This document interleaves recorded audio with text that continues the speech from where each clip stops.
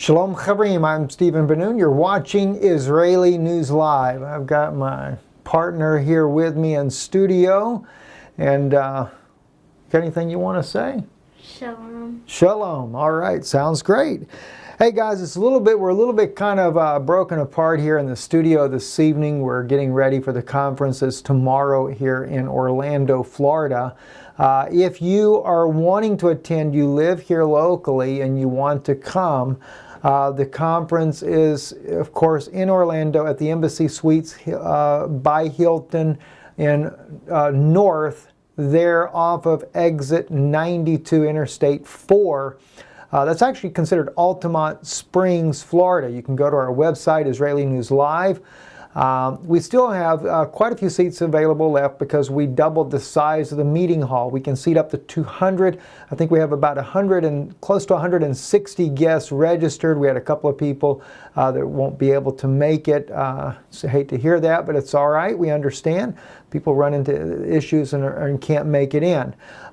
Anyway, we do have a few breaking things I wanted to share with you tonight. But let me get back to this one thing. If you live here locally and you're wanting to come, Brenda, Sister Brenda, she will be receiving the guests there, checking names off. If you happen to be a walk-in, the only thing is we're just making sure who actually attends. It's not like we're doing a background check because I don't have names necessarily on everybody. Would have liked to, because the information we're going to be sharing with you tomorrow goes all the way to the White House.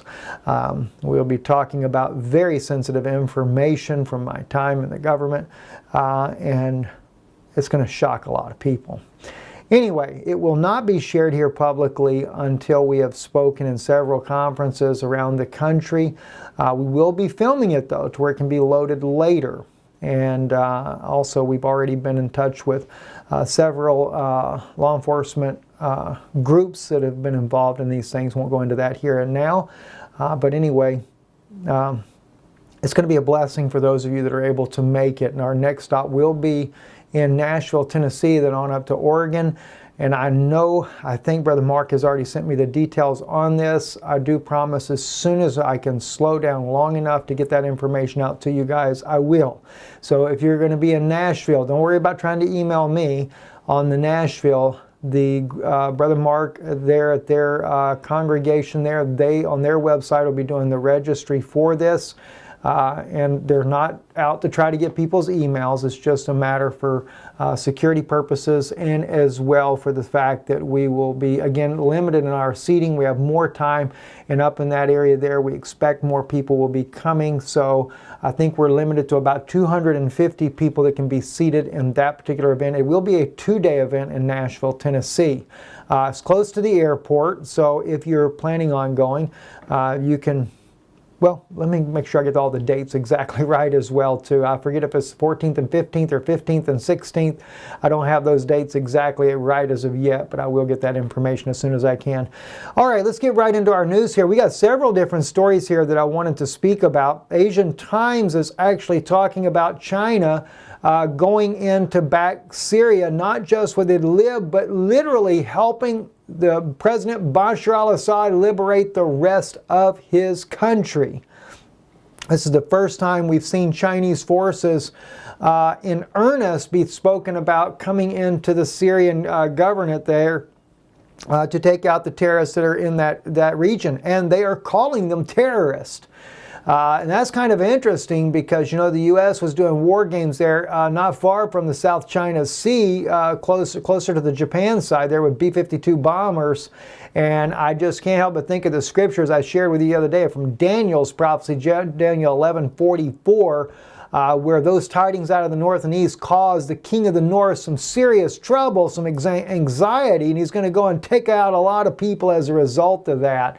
The king of the south, though, pushing with the king of the north, that's the king of the Negev, with the Negev desert, which is none other than the Israeli government that will be involved in this. I keep wondering, peace. Where is our peace in the Middle East? We don't get it. You're not going to get it without Mashiach. And believe me, the Mashiach will not be a part of our Israeli government, especially a Jesuit-ran government. Anyway, boy, I really wished you guys could be I wish everybody could be here in Orlando for this conference here, because you would really find out why some of the things that bother me the way they do. There's just some things I've never shared here publicly. It's just that sensitive, but the people there will know.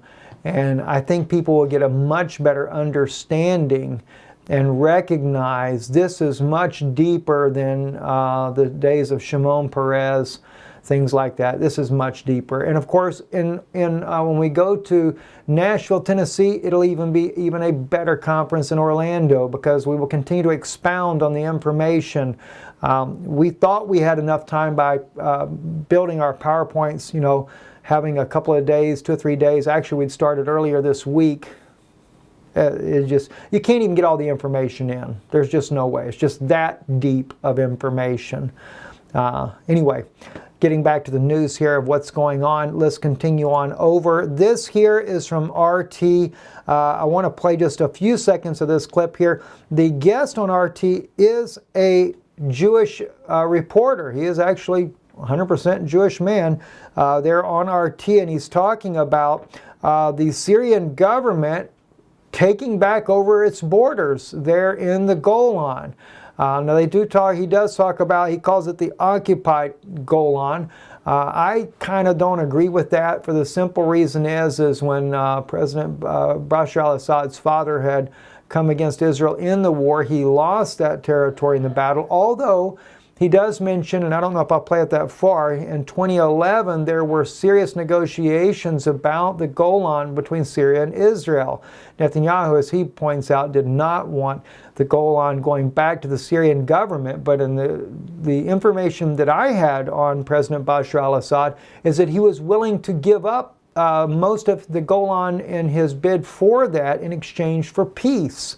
I think he was possibly looking for a little small part of that territory, but nonetheless, in my opinion, the Golan belongs to the house of Israel, and there are remnants of Syrians that are part of the house of Israel, especially the Christian community. So if there's any kind of negotiation, I think the Christian community of Syria should be allowed to live, especially on the border of the Golan. They should consider maybe having all of the Christians of Syria to be allowed to live, not necessarily on the Israeli side, but that whole area, Quneitra and all, should be given over to the believers of Yeshua inside of Syria, as well as the Yazdi community, where they brought the wise men. They are the descendants of the wise men. And in fact, this is the 4th anniversary today of the suffering of the Yazdi women 4 years ago that were kidnapped by ISIS militants. Very, very sad story. Let's play this clip here for you guys. I hope we have the volume loud enough. We do not. Give me 1 second. Bear with me, guys. Here we go. Now we can get it. In studio by journalist and author Max Blumenthal. Nice to see you, Max. All of this news came as Russia attempted to reassure Israel that Iranian forces are in fact pulling back from positions in the Golan. However, in an interview this week with Israeli media, Moscow's ambassador to Tel Aviv said of those groups, quote, "They're playing a very, very important role in our common and joint effort to eliminate terrorists in Syria. That is why, for this period of time, we see as non-realistic any demands to expel any foreign troops from the entirety of the Syrian Arab Republic." What is Israel's role in this fight then? Well, first of all, we have to acknowledge that Iran and the Shia militias have pulled back 85 kilometers from the Israeli-occupied Golan Heights border. So they've pulled back their heavy weapons, and that was part of the agreement that seemed to have emerged from the Helsinki summit of Putin and Trump. Israel, however, is constantly trying to move the goalposts, and it's saying it's not satisfied with this. It wants a total removal of all Iranian and Iranian-backed forces from Syria, and so it's not satisfied with Russia and the UN forces moving back to provide these peacekeeping roles. And at the same time, what you hear from the Russian ambassador to Israel is that Iran is playing an indispensable role in the fight against ISIS, which is still present in Syria. And in fact, Israel just announced that it had to kill 6 ISIS militants who were attempting to approach Israeli-occupied territory. So Israel is in a real bind here. But what we're looking at is a stalemate. Israel gets a drawback of Iranian forces, Russia gets to play the adult in the room, and Iran gets to stay. We'll see where it goes. Now, the one thing I would note here when it comes to the pullback of Iranian forces to 85 kilometers, I have to agree as well, even with Blumenthal on this here, and even with the Russians that are saying they need Iranian forces there inside of Syria to help battle the terrorists that have been trying to overthrow President Bashar al-Assad.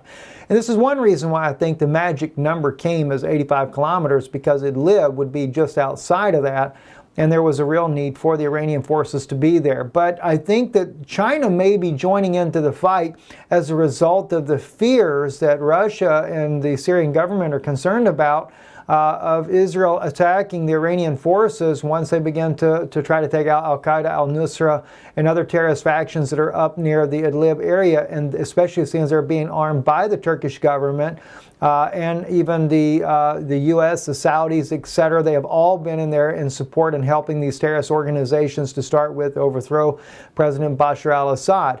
But if it's true, when we look at this from a prophetic standpoint, that this whole issue of China and Russia causing anxiety for the King of the North, I'm sure the Pope of Rome won't be long before he's going to give the order to, hey, take everybody and everything out, take Iran out, take out anybody that comes into Syria, finish off Bashar al-Assad. I could certainly see how that could play out in the very near future and would not be necessarily the best thing in the world as we see. Also, NATO drills in Georgia, that's over there in the country of Georgia on Russia's southern border, not far from Sochi, have really ramped up there. They have been moving their forces in there. And I actually thought I had a video of that, of those forces there. I guess I do not. Maybe, let me just see. I don't. I did have a video up earlier, and I must have accidentally deleted that video there. But anyway, some pretty heavy-duty drills that the U.S. is conducting with the Georgian military there, using helicopters, gunner ships, ground forces, etc. And it is to send a message to Russia. And as I stated before, well, we have you surrounded. It's kind of interesting. 24 hours after we announced that particular news, we were getting other clips coming out, even from Foreign Minister Lavrov, that Russia is very much aware of NATO's intentions of possibly wanting to attack Russia and divide it up into 4 regions. I've heard that even before Foreign Minister Lavrov had said this, that was one of the intentions of NATO in the future. And we'll have to wait to see how all that plays out. Anyway, I'm Stephen Ben-Nun. You're watching Israeli News Live. Well, hopefully tomorrow night, because we will be at the conference there, we might, for tomorrow night's broadcast, I may run a clip from the facility there live to you there just before we get started. And we may run Sunday a clip of Yana's part of the conference there when she speaks about 5G technology. I'll probably run that on Sunday because I will be en route to D.C. and I know it will be a blessing to you. So here we say tonight, shalom to all of you. Any final words? This is the boss of Israeli News Live. I guess I have been in big trouble, so she's there to make sure I behave. Shalom and Erev Tov.